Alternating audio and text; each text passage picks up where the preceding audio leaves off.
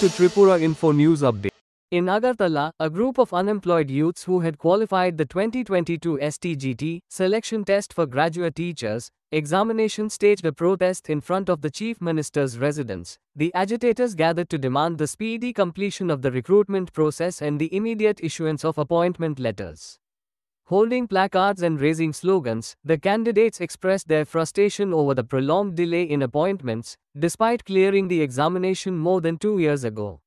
They urged the government to take swift action and ensure transparency and justice in the teacher recruitment process. Security was tightened at the CM's residence, and officials assured the protesters that their demands would be communicated to the appropriate authorities. আজকে আমরা 2022 সালে 11 September আমরা STC পরীক্ষা দিয়েছিলাম। সেটা আইনি জটিলতা বলে সুপ্রিম কোর্টের আইনি আওতায় বলে ত্রিপুরা সরকার সুপ্রিম কোর্টের একটা এসএলপি করেছিলাম। তাতে আমরা কি দেখেছিলাম যে সুপ্রিম কোর্ট দের আর দিতে যাচ্ছে কারণটা এই সুপ্রিম কোর্টের কেস কত বছর পরে শেষ হবে তা আমরা কিছু জানি না। এখানে একটা কথা বলার বিষয় ছিল যে 2022 সালে পিজিটি এক্সাম যেটা হয়েছিল সেটা পাস করার পরেও তারা চাকরি বর্তমানে করেছিল প্রায় 3 বছর ধরে। কিন্তু আমাদের যে এসটিসি 2022 কিন্তু আমাদের ক্ষেত্রে শুধু এরকম কেন আমরা এটাই চাই, তাদেরও তো কেস ছিল, তাদের কেস থাকা সত্ত্বেও কিন্তু তারা এখন বর্তমানে চাকরি করেছিল। এটাই আরেকটা কথা বলার বিষয় ছিল যে আমরা গত কয়েক মাস আগে টিআরবিতে অফিসে গিয়েছিলাম। ওখানে গিয়ে টিআরবিটি চেয়ারম্যানের সাথে আমরা দেখা করেছিলাম। দেখা করার পরে উনি বলেছিলেন যে এসটিসি 2022-এর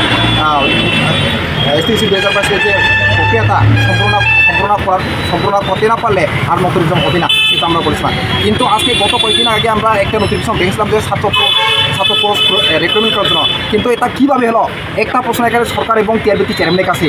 এখানে আমরা বলতে চাই আরও 2022 সালে যারা এসটিসি এক্সাম দিয়েছিলেন তাতে আমরা দেখা গেল যে প্রায় 31,000 জন পরীক্ষা দিয়ে এখানে প্রায় এসটিএসসি 200 জন, এরপরে বাদ বাকি আছে ইউআ, জেনারেল, এসসি এরকম ক্যাটাগরি। তাহলে এখানে রিজার্ভেশন মেনটেনটা কোথায় ছিল?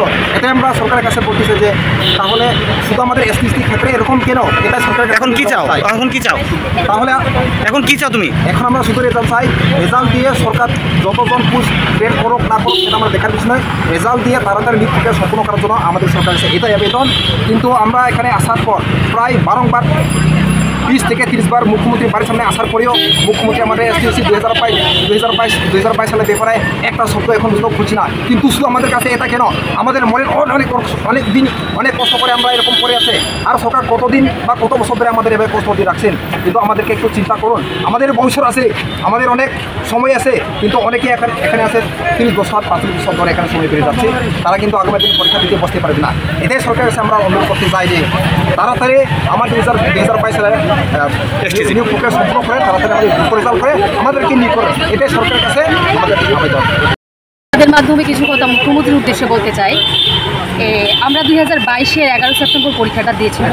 তো 2022-এর 11 সেপ্টেম্বর সেই 2022 থেকে 22, 23, 24, 25 আজকে এই 4টা বছর ধরে আমরা মুখ্যমন্ত্রী স্যারের সঙ্গে বিভিন্নভাবে এভাবে মুখ্যমন্ত্রীর বাড়ির সামনে এসে মুখ্যমন্ত্রীর কাছে বিভিন্ন মাধ্যমে আমরা চেষ্টা করছি ওনার সাথে দেখা করার জন্য। কিন্তু উনি আমাদের সাথে দেখাও করছেন না, আমরা ওনার সাথে দেখা করতে পারছি না। তো আমাদের এটাই প্রশ্ন যে আমরা কি এই ত্রিপুরার সন্তান না? আমরা এই ত্রিপুরার নাগরিক না? তো আমরা ত্রিপুরার নাগরিক, আমাদের মুখ্যমন্ত্রী স্যার আমরা যে ওনার কাছে বিভিন্ন রকমভাবে দেখা করতে আসছি, উনি একদিনও আমাদের সাথে দেখা করার সেরকম দেখা করার জন্য সেরকম কোনো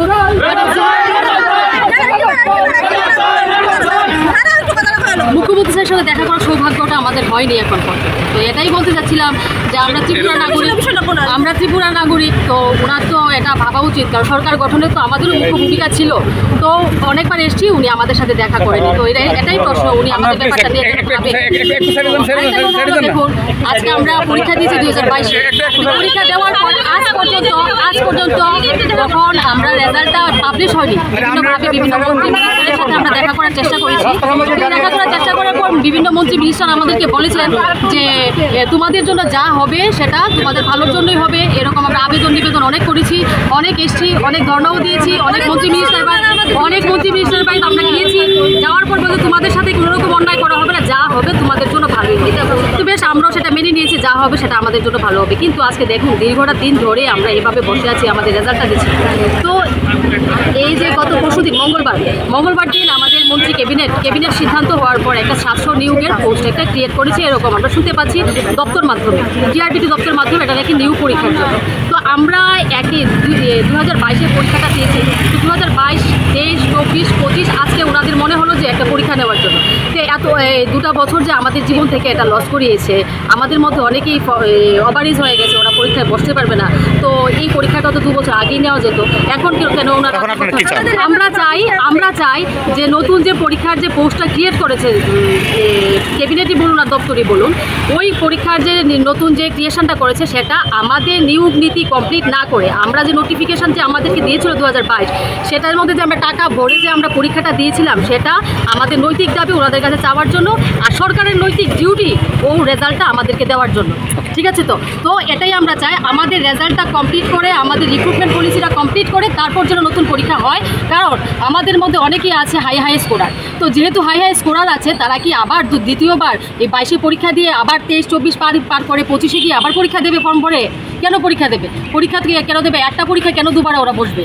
তো আমাদের এটাই দাবি, আমরা রেজাল্ট চাই, রেজাল্ট আমাদের অতি সত্ত্বর দিতে হবে। আমরা গভর্নমেন্টকে বলছি, নিবেদন করে অনেক বলছি, এবার ওদেরকে সরকারকে আমরা প্রশ্ন করতে চাই, আমাদেরকে এরকমভাবে আটকে রাখবেন না, আমাদের সঙ্গে অমানবিক আচরণ করবেন না। আমরা অনেকদিন ধরে অপেক্ষা করে আছি, আমাদের রেজাল্টটা দিন। আর যদি রেজাল্টটা প্রথমবার পরীক্ষা দিয়েছিলাম 2019-এ আমি 7 পেয়েছিলাম, তখন কাট অফ মার্ক ছিল 52, 1050 জনের পোস্ট ছিল। তারপর গভর্নমেন্ট কী করলো, 625 জন দিয়ে আমাদেরকে 3 নম্বর র্যাঙ্কিংয়ে পাইনি। তারপর 2022-এ পরীক্ষা দিয়েছি, এখন ওভারেজ হয়ে গেছি টোটালি। এখন আমাদের কী করা বলুন? আজকে ওভারেজ হয়ে গেছি, আজকে তো পরীক্ষার বসা নেই, আজকে কাগজপত্র আজকে ফলাফল হয়ে গেছে। তো আমাদের দিকে মানবিক দৃষ্টি করে যাতে উনি আমাদের এভাবে আমাদের যাতে চোখের জলে যাতে না কাঁদায়, আর চোখের জল যদি কাঁদায় তাহলে আমরা বেকারই তো আজকে গভর্নমেন্ট একটা নতুন স্বপ্ন নিয়ে আমরা পরিবর্তন করেছিলাম যে আজকে আমাদের একটা সুবর্ণ সুযোগ হবে। অনেক বছর ধরে আমরা বিরোধিতা করেছিলাম, আমাদের একটা গভর্নমেন্ট এসছে যে আমরা অন্তত একটা ভালো রাস্তা হবে, চাকরি বাকরি পাবো। আজকে যদি সেই অবস্থায় হয় তাহলে আমরা বাঁচবো কী করে? আর পাশাপাশি আজকে বয়স হয়ে গেছে আমার প্রায় 42, আজকে আমি তো আর নতুন করে সুযোগই নেই যে পরীক্ষা বসার মতো। তো মাননীয় মুখ্যমন্ত্রীর কাছে আমাদের আবেদন, আমাদের অন্তত 2022-এর যারা পরীক্ষা দিয়েছিলাম তাদেরকে যাতে মানবিক দৃষ্টি করে দেখেন, কারণ ওনারা এখানে আমাদের মধ্যে অনেকেই বয়স উত্তীর্ণ হয়ে গেছে, তাদেরকে যাতে অন্তত তাদের দিকে অন্তত দেখেন, কারণ আমরা অনেক কষ্ট করেছি গভর্নমেন্ট। এখন কি চাও? এখন আমাদের যাতে রেজাল্ট দেওয়া হয়, কারণ আমরা চাই আগে আমাদের রেজাল্ট হোক। আমরা কতজন পাস করেছি, আমরা তো অন্ধকারের মধ্যে পড়ে আছি, আজকে আমাদের রেজাল্টটা যাতে অতি সত্বর আমাদের দেওয়া হয়।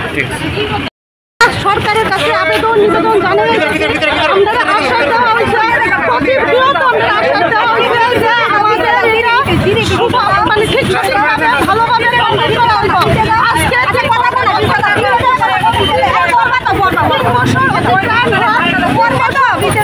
অতিক্রাম হওয়ার পরে তারা নতুন করে আমাদের নতুন করে মানে কথা বলা হয়েছে। আমরা চাই যে বিগত যে আমাদের এসটিজিটি 2022 সনের যারা পরীক্ষা দিয়েছে তাদের যে মানে যারা কোয়ালিফাই করেছে তাদের রেজাল্ট পাবলিশ করে সবাইকে একসাথে নিয়োগ করে, মানে রেজাল্ট পাবলিশ করে সবাইকে রিক্রুটমেন্ট পলিসি মানে পূরণ করে, তারপরে মানে 700 পোস্ট হোক আর 10,000 পোস্ট হোক, যত হোক নিয়োগ করো, তাতে আমরা কোনো বিরোধিতা না, আমরা নতুন পোস্টের কোনো বিরোধিতা না। আমরা চাই আমাদের যে এসটিজিটি 2022 সালে যারা কোয়ালিফাই করেছে তাদের রেজাল্ট দিয়ে তারপর তাদের নিয়োগ প্রক্রিয়া সম্পূর্ণ করে তারপর উনি নতুন ক্রিয়া সম্পূর্ণ করুক, এতে আমাদের কোনো মানে ইয়ে নেই। পরবর্তী সময়ে আমরা বৃহত্তর আন্দোলনে যেতে বাধ্য হব। Subscribe to Tripura Info and press the bell icon so that you never miss any latest updates and news on Tripura.